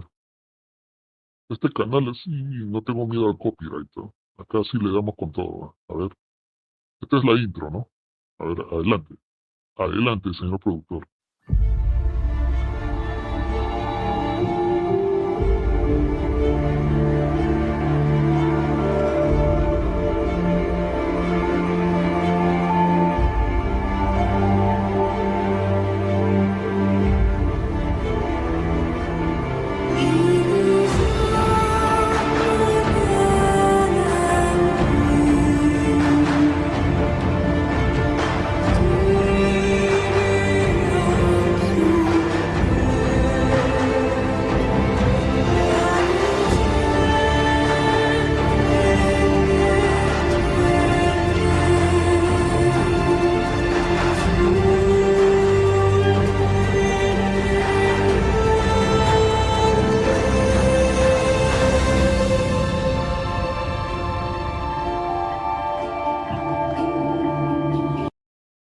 Esta es, para mí, en mi opinión, y creo que en lo que la hemos visto, es la mejor serie, hermano, de ciencia ficción, ¿ah?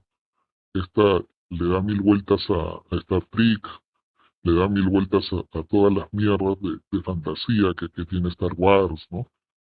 Le da mil vueltas a... Hay otra serie, ¿no? Que se llama Por toda la humanidad, ¿no? Esa no la he visto, así que no voy a opinar, pero La Expanse, hermano, véanla, es muy buena serie. Trata sobre la Tierra, ¿no? La Tierra domina el sistema solar, ¿no? Marte es una república que evoca, ¿no? Evoca a Grecia, evoca al Imperio Romano, ¿no? Es independiente. Vale, sí. Adelante. ¿Y tú has visto en Japón Gundam, ese de los robots? ¿Has llegado a ver? No, yo me refiero más a series más realistas, ¿no? No tanta Ah, fantasía. sí, pues este anime Entonces, Gundam es porque el ser humano coloniza diversas, valga la redundancia, colonias y crea, pues, no, personas modificadas, mejoradas, mejor, mejor salud, mejor musculatura, mejor inteligencia, ¿no? Que son los coordinators, ¿no? Entonces, Gundam son robots que crean, pues, ¿no? La gente de la Tierra para poder luchar, ¿no? En el espacio. Bien bacán, ¿eh? Bien bacán la serie Gundam, ¿no? ahí está, ¿no? Ahí está, muy bien, señor, muy bien. Vamos a buscar la batalla, ¿no? Hay batallas muy buenas, ¿sabes? En esta serie. Bueno, yo me enamoré de esta serie, ¿ah? Cuando la vi, ay, Julita. Hay una donde explica, a ver, no, acá no está. Hay una escena cuando explican cómo la lucha, ¿no? La lucha en el sistema solar, ¿no? A ver, está aquí. Ah, ahí está, a ver. A ver, acá lo tenemos. A ver, ¿qué dice? Ahora que si van a llevar astronautas, mujeres tendremos el primer polvo espacial, como en The Fans. ¿Qué dice? Fundación también es muy buena, aunque desde la segunda temporada ya no siguen los libros. Yo no he leído ningún libro de Isaac Asimov, ¿no? No he visto también la serie, pero la voy a ver, ¿ah? Porque a mí todo lo que es ciencia ficción, ay, Julita, me gusta. ¿Qué tal es la nueva película de actor que hizo de Ken en Barbie y Black Runner? Escuché por ahí que está de puta madre acá. ¿Irías a Marte sabiendo que no volverías a la Tierra? Si ella me dijese, si ella me dijese que no va a volver, ¿no? Conmigo, yo me voy, hermano, me voy. Trascendería, ¿no? Probablemente no tenga hijos, ¿no? Porque iría solo a Marte, pero mi nombre trascendería, ¿no? Habría muchos colegios con mi nombre, ¿no? Parece. Ay, Julito. A ver.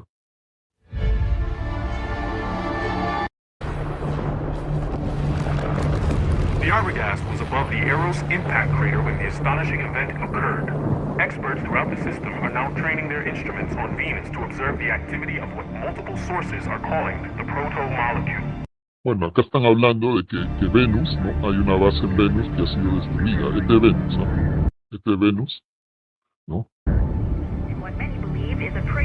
Esta es la Tierra. Esta es la flota de la Tierra, ¿no? Planetary defenses have been placed on high alert as UNN ships were dispatched from Earth and Luna to reinforce fleets in the belt and outer planets. After accusing the UN of Están diciendo que se están preparando, ¿no? Para una batalla, porque las negociaciones diplomáticas han fracasado. assassinating Defense Minister Korshkov. And imperialism of Earth for far too long.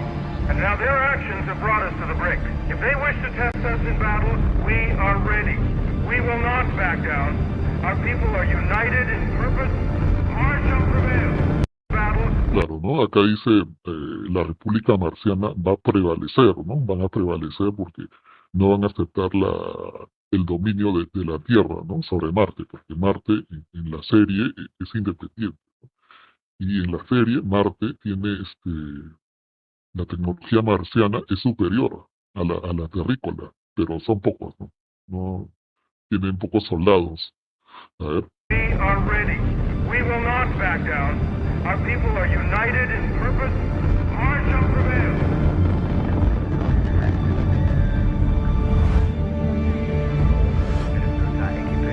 Esta es una estación en el cinturón de asteroides, es como un astillero, ¿no? Que fabrican naves.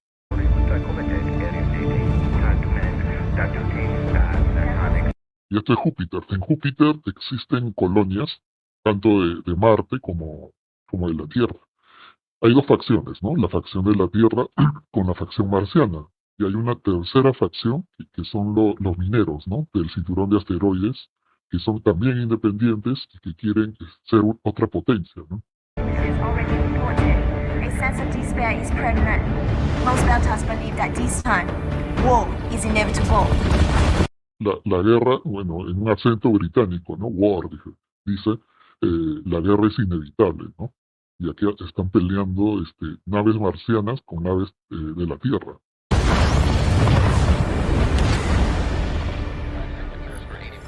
Esta es la ONU, ¿no? La ONU es la que dirige el planeta, ¿no? Están viendo en vivo cómo se da la batalla, ¿no? Me parece que es una luna de Júpiter. Fleet is on intercept, sir. Awaiting engagement authorization. We need to get Mars back to the table before this madness spreads past Ganymede. Where the... Qué buena serie, hermano. Ya les recomiendo, ¿ah? Les recomiendo que la vean. Es excelente, hermano. Qué buena serie, ¿ah? A ver. ¿Qué película está viendo? No, es una serie que se llama The Expanse.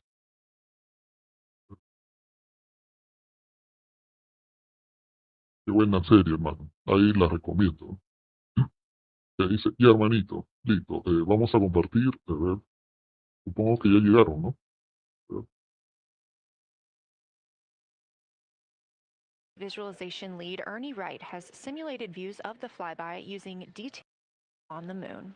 During this mission, Julita, ya se fueron a dormir, teams in Aluca will use the facility to support first of Artemis II crew members have been using these visualizations to prepare for this historic mission, which is paving the way for future exploration of the moon's surface and beyond.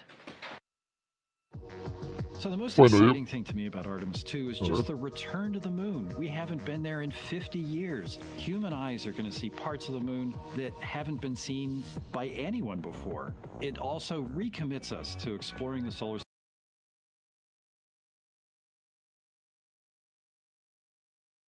system. Bueno, ¿no? Ahí están mostrando, ¿no? A los 3 astronautas y al negro, ¿no? Y al negro ahí que está. Dicen que el negro es piloto, ¿no? Piloto veterano o algo así.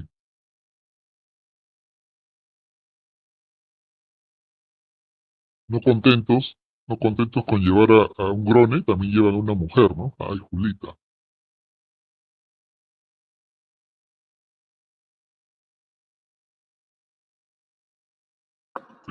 Chucha tiene contra los negros, concha tu madre, concha tu madre. Ahí está, ¿no? El sistema de, ¿cómo se diría? El sistema de monitoreo, de conducción, de pilotaje. Bueno, ahí está, ¿no? Imagínate, hermano, cuánta tecnología nos va a dejar, ¿no? Vamos a heredar de esto. Porque el hombre avanza, ya sea por una guerra, ¿no? Porque la guerra obliga a crear, ¿no? Nuevas tecnologías. O en base a esto, ¿no? A estos proyectos. Claro, ¿no? Y solamente Estados Unidos es capaz, ¿no? De hacer esto. Porque imagínate a Rusia. Rusia no tiene un IBM, no tiene un Intel, no tiene un Microsoft, no tiene, hermano, no tiene un Silicon Valley. ¿Qué Silicon Valley tiene Rusia, hermano? No lo tiene. Dicen que China sí tiene, ¿no? Un pequeño Silicon Valley. ¿No? Dice, llevaron a un canadiense para que lleve su galletita, ¿no? Ay, a ver, hay buenos comentarios, ¿no? Arriba hasta las 5, dice, ¿y dónde están las estrellas? Ahí está, un saludo, apagaron las luces, al menos que prendan un foco, dice. Ahí está. ¿Dónde se encuentra? ¿Dónde se encuentra la sonda Orión? A ver. Que ya dio la vuelta. Ah, no, esta es computadora, ¿no? Que dice, pero Rokerki poco más. Y dice que con drones los chinos llegan a la luna. No. Los drones, que Rokerki nunca va a entender, ¿no? Que ese señor es puro documental, ¿no? No, lo que pasa, Rokerki, es que los drones son de ayuda, pero son como tener jugadores en la banca, ¿no? No son titulares. Tú, sí o sí, vas a necesitar un caza. ¿cómo te vas a defender con el ataque de Colombia, ¿no? Con drones. Los drones son limitados, ¿no? No van más allá de 100 kilómetros, no van más allá de 50 kilómetros, mientras que los cazas pueden ir 3 veces esa distancia, ¿no? Pueden llevar matarmas, pueden defenderse, pueden bombardear, ¿no? Pero un dron ¿cuánto lleva? 10 kilos máximo, ¿no? No lleva más. Encontrarán a Sentinel Prime, ahí está, ¿no? Muy bien. ¿Qué dice?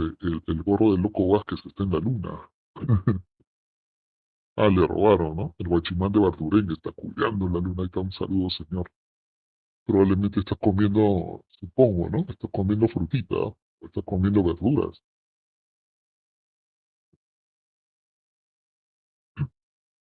Yo con mi manzanita, nada más, ¿ah?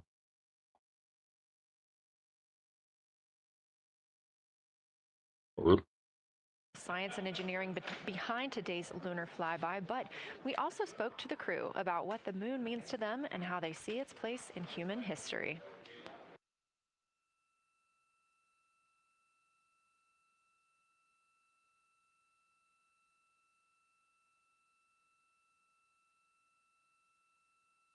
I remember being a little kid lying in bed at night and just looking out at the moon and whatever phase it was in, and I was thinking, man, my friends that live like 20 miles away, they can probably look out and see that same exact moon.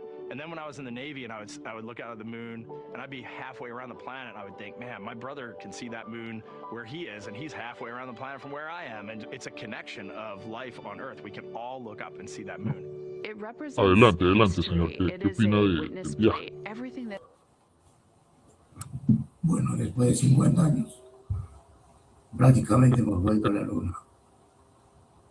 Yo creo que esto se debe a que próximamente unos 30 o 50 años vamos a empezar a habitar Marte.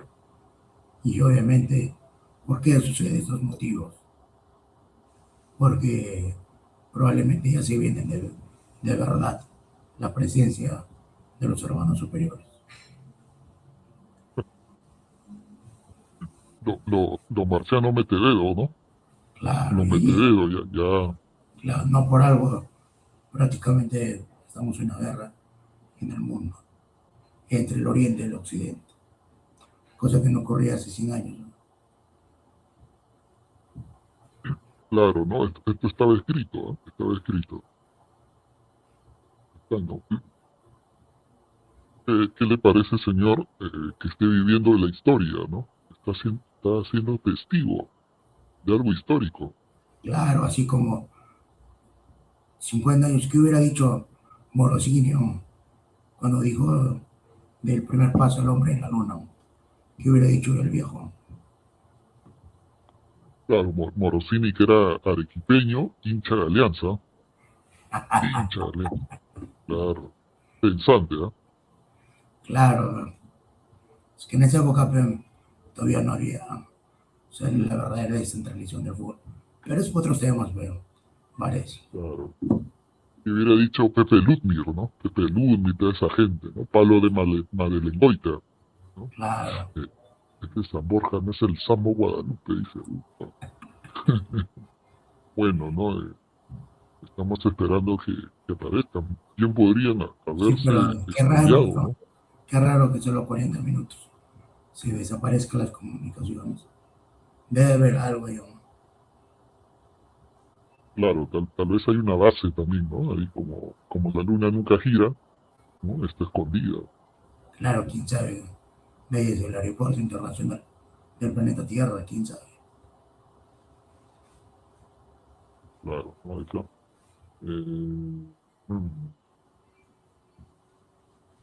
Claro.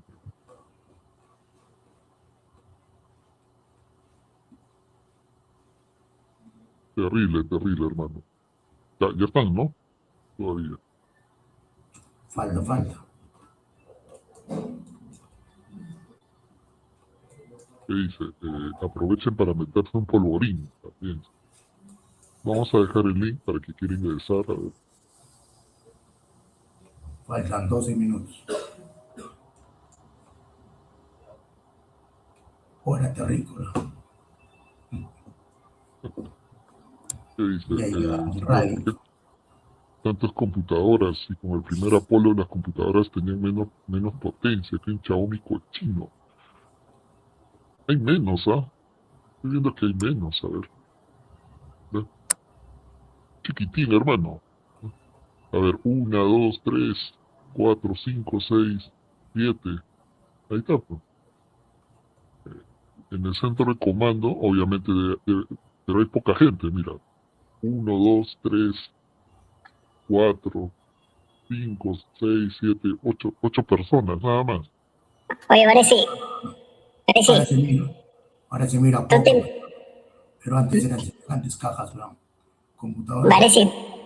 Vale, si tú te imaginas a Gabriel Omar o a Boba Geek en la NASA caminando como idiotas preguntándose, oye, ¿qué es esto? ¿Para qué sirve esto? Y la gente, no toques, oye, gordo. Y Boba Geek dice, ay, discúlpame, es que puta, no sabía para qué era, es que yo trabajo en el Estado. Y Gabriel Omar diciendo, oye, acá ven fútbol.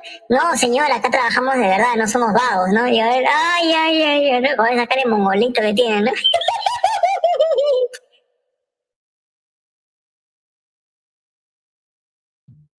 Gran intervención, hermano. Gran intervención. O ni para sacar copias, hermano. Ahí está. Ese es el nivel, ¿no? Mira. Eso que los seguidores de Ves Cable, todas esas piraterías de cono, ¿no? A ver, un momento, acá lo tengo. A ver.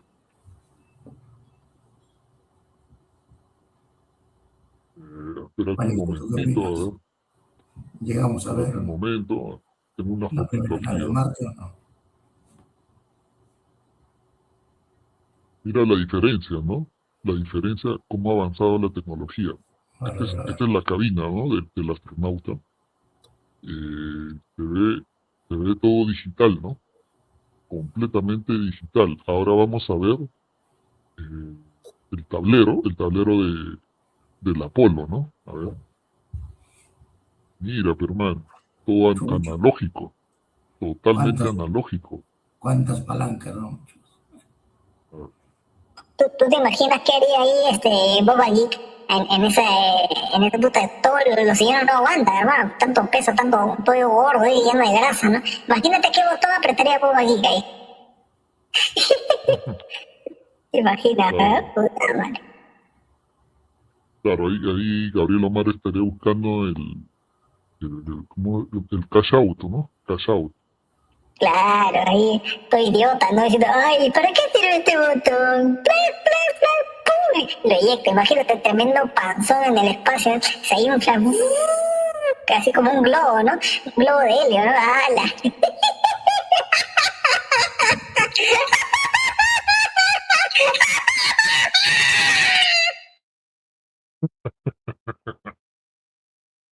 Increíble, ¿eh? Ese es el nivel, ¿no? A esa hermosura, a eso estamos llegando. Bueno, pero las máquinas de ahora, todos son táctiles, son. Increíble, ahí está un grone, no contentos con un grone, ¿no? Ahora también una mujer. ¿A dónde vamos a llegar, hermano? Próximamente un cabrito. ¿No? Acá están editando, ¿no? Acá van a hacer con el Photoshop, ¿no? El Photoshop. Mira, acá están las fotos, acá abajo, se ven las fotitos de la luna.